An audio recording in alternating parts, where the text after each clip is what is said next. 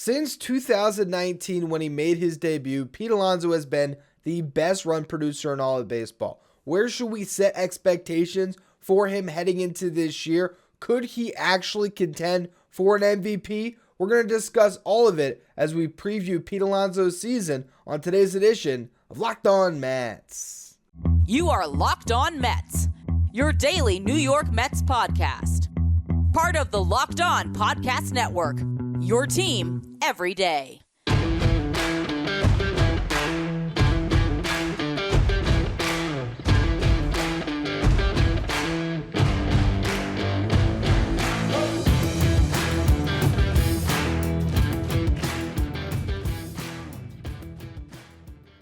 Hello to all you amazing Mets fans. You're watching Locked On Mets, part of the Locked On Podcast Network, your team every day. I'm your host, Ryan Finkelstein. If you want to find any of my work, follow me on Twitter at FinkelsteinRyan. You can also find some of my writing at justbaseball.com, where I work as the managing editor. Now, Pete Alonso enters this season with a lot to play for. Obviously, there's the team stuff, right? Here's a guy that wants to win a World Series like every other Met, that is vying for something bigger than himself, buying into the team concept, who is also set up on a personal level to cash in on a massive contract in a couple of years. He's got 2 years left here before free agency to continue to prove himself, and he showed up to camp in great shape this year. He's getting a chance now to represent his country playing for Team USA in the World Baseball Classic. Pete Alonso has proven time and again that he is one of the most consistent run producers in this sport. He is a 40 home run bat every single year that he's out there healthy. You can expect that from Pete. And when we are previewing seasons here on this show heading into 2023, there is not a player with a more consistent profile to preview than Pete Alonso. You pretty much know what you're going to get. You're going to get over 100 runs driven in. You're going to get 40 home runs. You're going to get a healthy on-base percentage. And if you look at what he did last year, he's going to hit for a pretty good average too. Pete Alonso last year was just a complete hitter. Just anything that you could ask from him, he did. He hit 271 career high, got on base at a 352 clip, which was just a tick below what he did as a rookie. His slugging percentage was .518. You could say that was a dip down from the rookie season, but that was the juice ball year where he hit 53 home runs as a rookie, and he had a .583 slugging percentage. His slug the last 2 years has been .519 and .518, so maybe he has found a norm for him to be over 500 in that 520-ish range. And look, if he's getting on base at a 350 clip, you're looking at a guy whose OPS is going to be between 850 and 900. That's a really good ball player, and if you plug him into the middle of a lineup with guys getting on base like Brandon Nimmo and Starling Marte and Francisco Lindor in front of him, it's going to lead to 131 runs driven in to lead all of baseball like he did last year. We look at his weighted runs created plus last season of 143. That is a stat that measures hitters based on a league average of 100 and tells us that he is 43% better than your league average hitter. He put up a very similar mark in 2019, a 144 WRC plus, and in 2021, in a season where the rest of the offense struggled entirely, he was still a 133 WRC plus guy. He still hit 37 home runs in what was perceived as a down year, and he missed 10 games. So had he played those 10 games, there's every chance he could have got even a little bit closer to the 40 home run mark that he did cross over last season. Now, when we look at Pete Alonso, the thing that stands out to me the most about his 2022 campaign is what he did in high leverage spots, what he did with runners in scoring position. And what's deemed high leverage spots, he hit 339. You look at with men in scoring position, he hit 300. Men on base, he hit 271, same thing as he did with the bases empty at 272 essentially. But the men in scoring position thing is something that probably doesn't get talked about nearly enough. Obviously, if you lead the league in RBIs, you're going to be good with runners on base, but he was at a 187 weighted runs created plus in that spot. So 87% better than your league average hitter with men in scoring position. He hit 300, 424 on base percentage, and a 675 slugging percentage in those spots. What was amazing is you look at his strikeout rate, and this tells you about approach at the dish. If Pete Alonso comes up and there's nobody on base, what is he trying to do? He's trying to hit a home run, hit a solo shot, give the team a run with one swing of the bat. His walk percentage with the bases empty last year was 5.5%. His strikeout rate was 23.9%. Then with there's men on base, and also think too about how pitchers are going to pitch Pete Alonso, because that factors into this as well. The bases are empty, they're going to attack him, and so he's going to attack right back, and that's why he's not walking.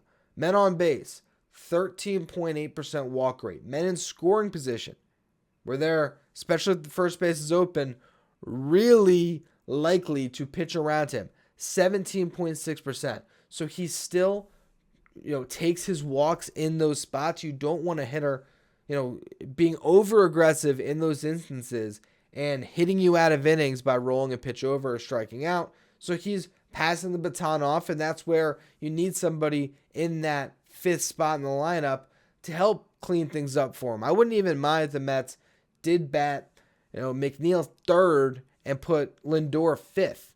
And so guess what? Lindor might not get as many plate appearances, but if they choose to pitch around Pete, well, who comes up with the bases juice potentially? Lindor. I do like McNeil in that spot too. As long as McNeil's somewhere in the top 5, I'm okay.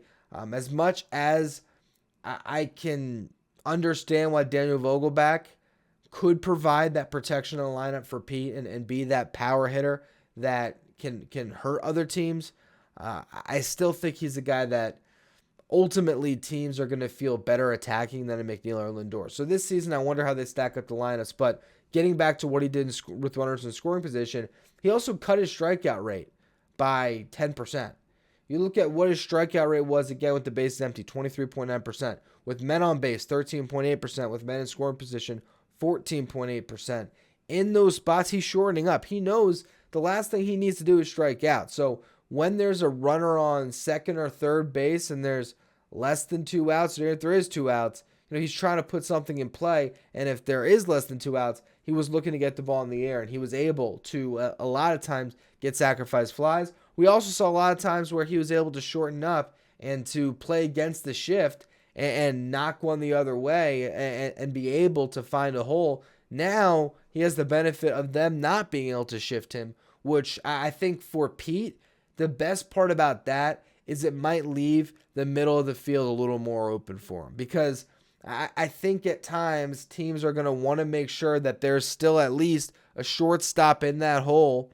And even if they do shade the second baseman closer to the bag rather than playing him, in the natural second base spot, he's still, if he hits the ball hard up the middle, it's going to go through for a base hit. That second baseman a lot of times is not going to be able to come across the bag and make that play.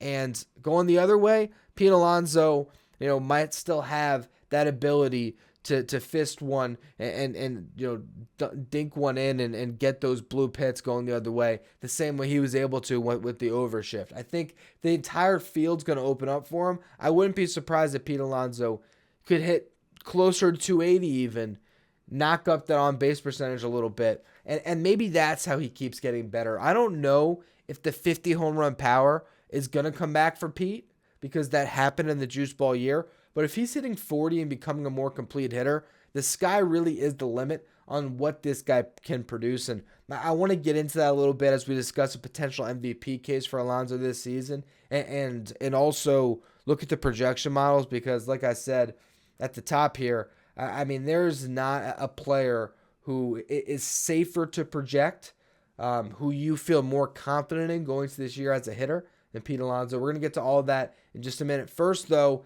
today's episode is brought to you by FanDuel.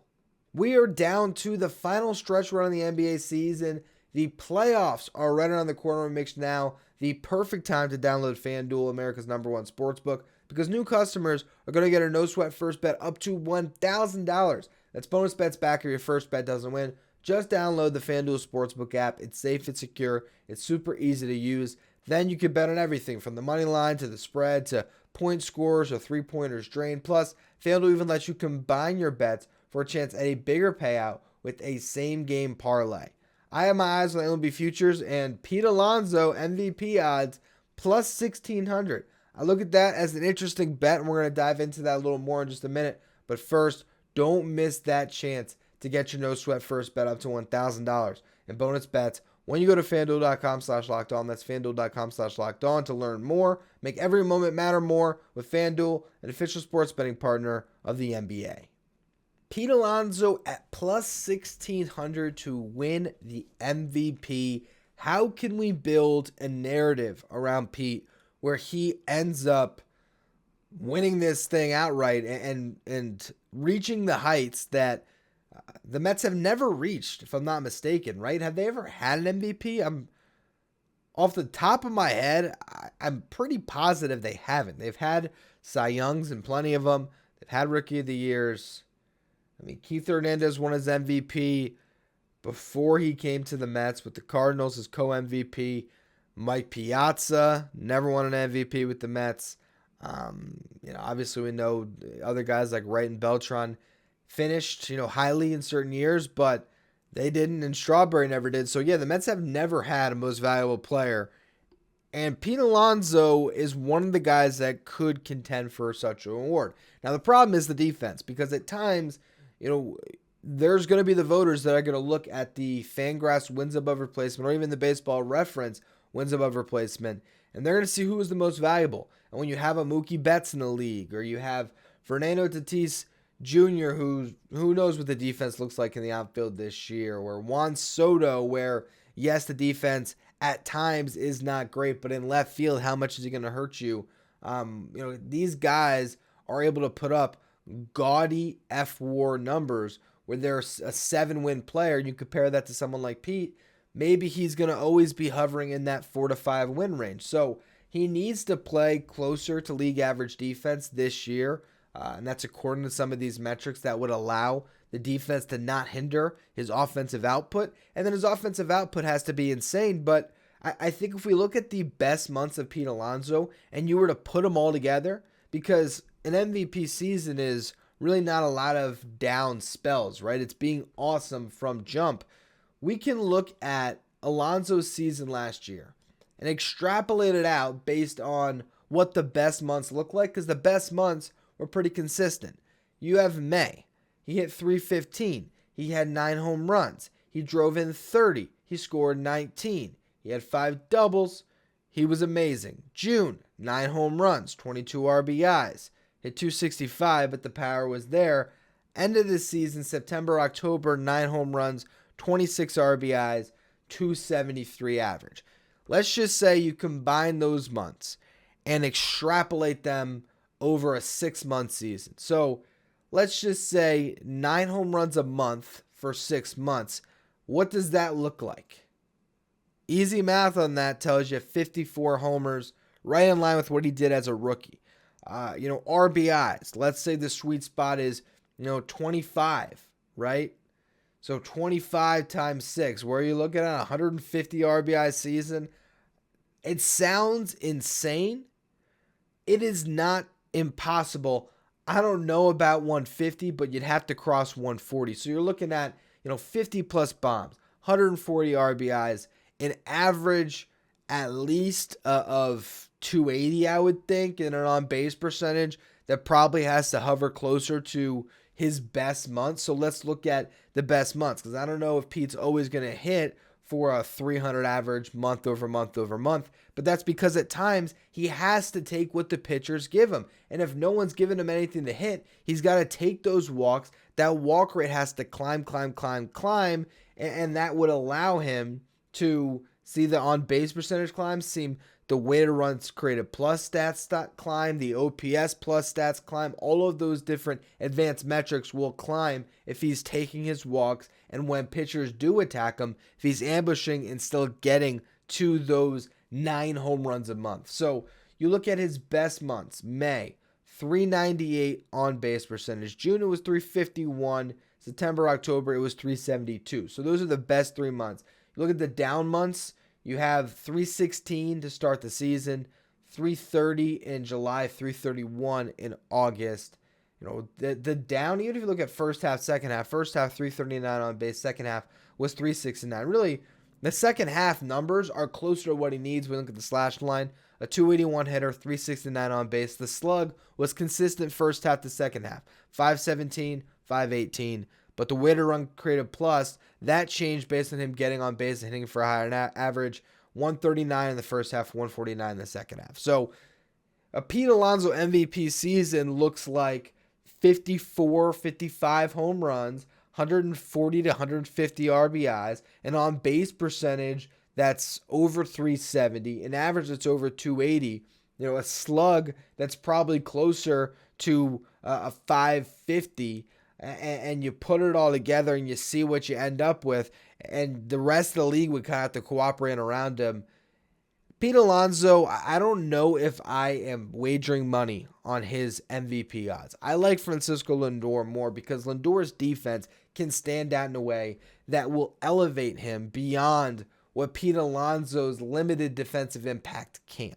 So if you had to lay your money on either of them, give me Lindor plus 2,500 over Alonso plus 1,600. But when it comes to function on this team, offensively, Pete Alonso should be the most valuable hitter in this Mets lineup. I see no reason why he can't go out and maybe it's not 55 homers, but at least get to 45. And I can see whether it's the average or just the on-base percentage climbing, I could see him getting on base, at a 370 clip in his best season. I really believe that to be the case. If he was able to take that walk rate from 9.8% from last year and it bumps up to 14%, which I know that seems like a crazy jump, but if they're pitching around him that much, this is a guy that has cut his strikeout rate year over year, and the walk rate has remained consistent. So even if you cut that strikeout rate even more and it drops to 16 and you just walk a tick more, the offensive value that he's going to provide at bat over at bat over at bat is immense. And that's why, bottom line, regardless of MVP talk, this is a guy that is going to vie to be an all-star again, a guy that has every chance to compete with the best of the first baseman in the National League for a Silver Slugger. That's Paul Goldschmidt, that's Matt Olson. He is as good as any of them. And on this team, if the Mets are to be a first place 107 win squad, you never know what accolades can come with it. I think Silver Slugger more likely than MVP, but this is a guy that is primed for a massive, massive season at 28 years old, at his physical prime where he's in great shape. Expect the best out of Pete this season. What would that look like when it comes to a more realistic projection based on what the models are telling us?